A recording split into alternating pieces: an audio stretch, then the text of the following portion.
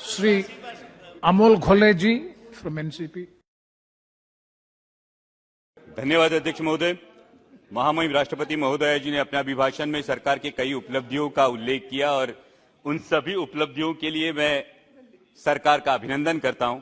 राष्ट्रपति जी ने इस सरकार को अभूतपूर्व स्पीड और स्केल पर चलने वाली सरकार बताया और जिसका अनुभव मैं अपने चुनाव क्षेत्र में कर रहा हूं और इसके लिए मैं माननीय गडकरी जी का खास तौर से धन्यवाद करना चाहता हूं, क्योंकि मेरे चुनाव क्षेत्र में पुणे नासिक, पुणे नगर और तलेगांव चाकण शिक्रापुर इन हाईवेज पे लगभग 20,000 करोड़ रुपयों के हाईवे प्रोजेक्ट्स का निर्माण गडकरी जी के माध्यम से हो रहा है। और साथ ही में माननीय रेल मंत्री जी अश्विनी कुमार वैष्णव जी का भी मैं धन्यवाद करना चाहूंगा, क्योंकि मेरे क्षेत्र का जो 25 साल का सपना था उस सपने को यानी Pune Nashik semi high speed rail को उन्होंने हरी झंडी दिखाई है। And I would like to put on record of this house कि इस प्रोजेक्ट को गति देने में महाराष्ट्र के पूर्व उप मुख्यमंत्री माननीय अजित दादा पवार और विद्यमान उप मुख्यमंत्री देवेंद्र जी फडणवीस इन दोनों का भी योगदान महत्वपूर्ण है। अभिभाषण में की गई आदिवासी विकास की बात निश्चित ही सराहनीय है और सह्याद्री में जो मेरे आदिवासी बांधव बसते हैं उनके उत्पन्न का एक प्रमुख स्रोत है बाढ़ हिरडा। लेकिन बाढ़ हिरडा को वन उपज से बाहर निकाला जाए, उसको डायरेक्ट मार्केट लिंकेज किया जाए और साथ ही में उस पर प्रक्रिया उद्योग हो तो आदिवासी भाइयों के लिए लाभदायक साबित होगा। अध्यक्ष महोदय, मेरे क्षेत्र में आदिवासी विकास के लिए एक इनोवेटिव प्रोजेक्ट राष्ट्रीय वनौषधि संशोधन केंद्र का प्रस्ताव आयुष मंत्रालय के निर्देशानुसार बनाकर सरकार को भेजा गया है, जो मंजूरी के लिए प्रलंबित है। उस पर तुरंत कार्यवाही हो, ऐसी मेरी मांग है, ताकि सरकार की कहनी और कथनी और करनी में कोई अंतर न रह जाए। सरकार ने गरीब परिवारों को पक्के घर देने की बात की, लेकिन महाराष्ट्र के पिंपरी चिंचवड़ में लगभग 5 लाख देशवासी ऐसे हैं जिनके घरों पर अनऑथराइजेशन का खतरा मंडरा रहा है और उसकी वजह है डिफेंस का रेड जोन। अध्यक्ष महोदय, यह ताज्जुब की बात है कि जिन अंग्रेजों से आजादी का अमृतकाल हम मना रहे हैं उन्हीं अंग्रेजों के जमाने का कानून है डिफेंस एक्ट 1903 और उसके अनुसार पिंपरी चिंचवड़ में डिफेंस ने रेड जोन लगाया है। उसकी मर्यादा है 2000 यार्ड और जो आजाद हिंदुस्तान ने कानून अपनाया यूएन का स्टेक रेगुलेशन, जिसको 2005 में अमेंड किया गया, उसके अनुसार रेड जोन की मर्यादा 2000 यार्ड नहीं बल्कि सिर्फ 270 से 500 मीटर होनी चाहिए।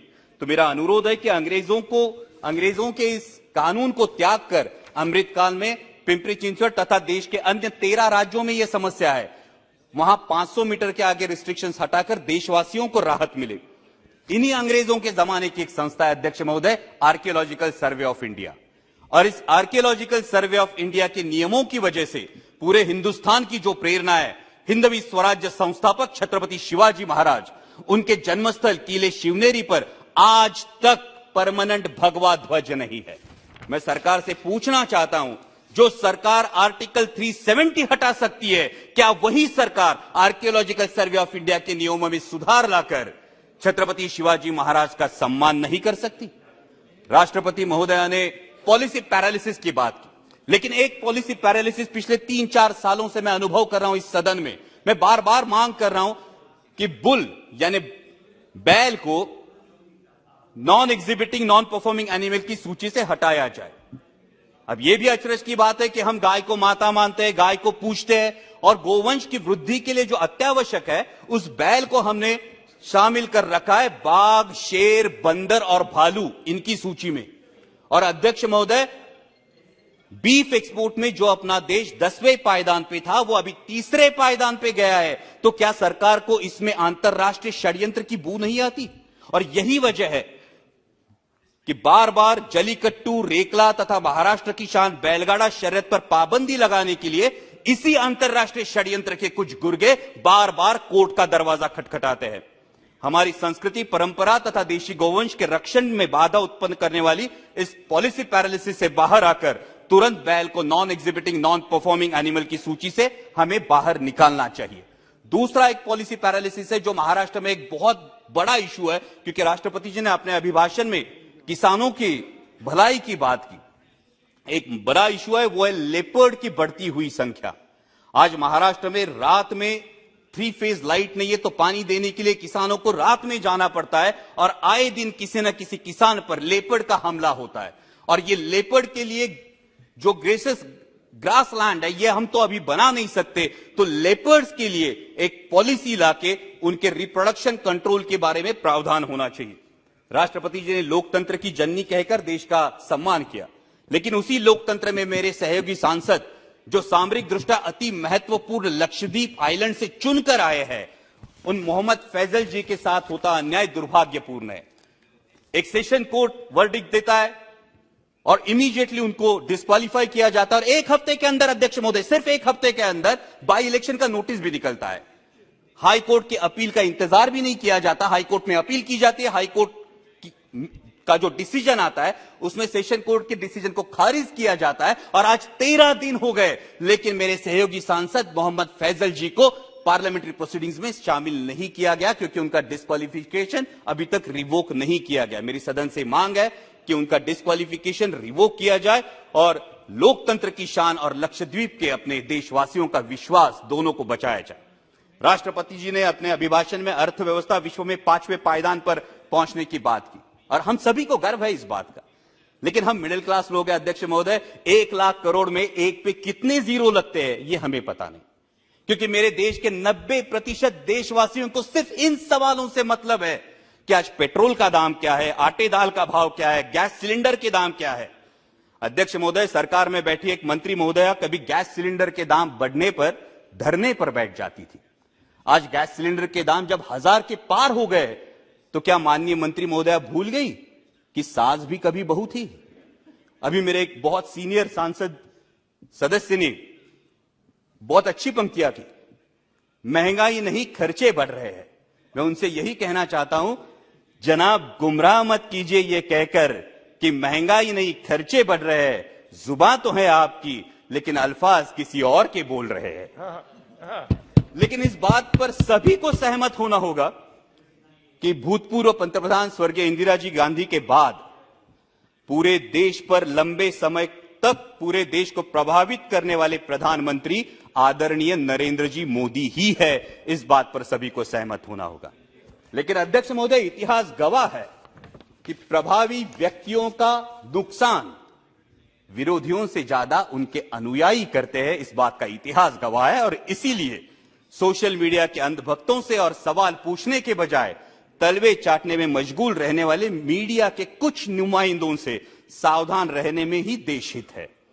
राष्ट्रपति जी ने कहा कि देश विकास की ओर बहुत तेजी से बढ़ रहा है, लेकिन अध्यक्ष महोदय, वास्तविकता यह है कि उतनी ही तेजी से मेरे देश का माहौल बिगड़ रहा है। G20 की हम अध्यक्षता कर रहे हैं, ये गर्व की बात है, और G20 का लोगो देखिए तो बहुत ही प्यारा लोगो है, जिसमें हम विश्व को बता रहे हैं वसुधैव कुटुंबकम।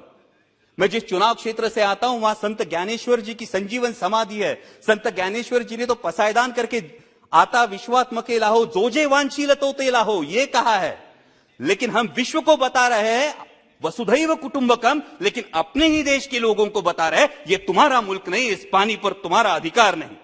अध्यक्ष महोदय, सभी को याद होगा, बचपन में स्कूल में जाया करते तो 10 पैसे की लिमलेट की गोली खरीदते थे, और 10 पैसे की लिमलेट की गोली शर्ट के कोने में पकड़ के दांतों से तोड़ के दोस्त को दिया करते थे। अध्यक्ष महोदय, तब फर्क नहीं पड़ता था दोस्त का नाम अमित है या अमजद। आज फर्क पड़ता है। तब फर्क नहीं पड़ता था दोस्त दलित है या सवर्ण, लेकिन आज फर्क पड़ता है। देश का माहौल बिगड़ रहा है, क्योंकि हिंदू मुस्लिम के साथ साथ दलित और सवर्ण ये दरार भी बढ़ते हुई दिखाई देती है। कभी हाथरस जैसी घटना होती है, कहीं स्कूल के बच्चे ने सवर्णों का पानी पिया इसलिए उसको पीटा जाता है, मूछें बढ़ाई तो पिटाई, दलित दूल्हा घोड़ी पे बैठा तो आपत्ति। किस विकास की दिशा में जा रहे हैं आप? हर किसी को अध्यक्ष महोदय अपने धर्म पर अभिमान होना लाजमी। 1 मिनट सर, लास्ट। हर किसी को धर्म पर अभिमान होना लाजमी है, लेकिन धार्मिक अभिमान जब धार्मिक उन्माद पर उतर आता है तो इस अमृत काल में जो हलाहल पैदा होगा उसकी जिम्मेदारी कौन लेगा, उसके परिणाम कौन भुगतेगा? राष्ट्रपति जी ने अपने अभिभाषण में जो सपना दिखाया वो सच होने के लिए हर देशवासी को यह समझना होगा अध्यक्ष महोदय कि यह देश सिर्फ 38% वोट बटोरने वाली किसी एक राजनीतिक पार्टी का नहीं, बाकी 62% देशवासियों का भी है। इस सच का सम्मान हो। भगवे से किसी को परहेज नहीं और होना भी नहीं चाहिए, लेकिन भगवा तिरंगे में से एक रंग है, इसी का सबको एहसास हो। दहलीज के अंदर कोई ईश्वर, अल्लाह, यीशु किसी की भी उपासना करे, दहलीज के बाहर कदम रखते ही वो सिर्फ और सिर्फ भारतीय हो, पंथ, प्रांत और धर्म से जुड़ी भावनाओं का जरूर सम्मान करे, लेकिन हर देशवासी की सर्वोच्च भावना राष्ट्र प्रथम हो। तभी अमृतकाल का अमृत अंतिम पंक्ति में खड़े अंतिम व्यक्ति तक पहुंचेगा। डाल डाल पर फिर सोने की चिड़िया का बसेरा होगा और इस अमृतकाल में मेरा राष्ट्र विश्व की महाशक्ति बनकर उभरेगा। जय हिंद, धन्यवाद।